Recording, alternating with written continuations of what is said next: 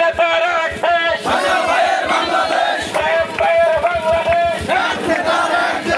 মাদারীপুরে শান্তি ও স্থিতিশীলতার আহ্বানে জাকের পার্টি বিশাল র্যালি ও জনসভা অনুষ্ঠিত হয়েছে।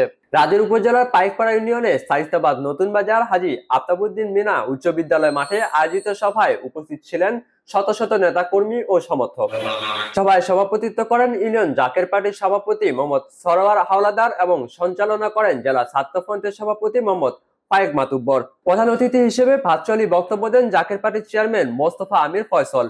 বক্তারা জানান, জাকের পার্টি একটি আদর্শ ভিত্তিক দল, যেখানে ক্ষমতা নয়, জনগণের শান্তি ও কল্যাণই প্রধান লক্ষ্য।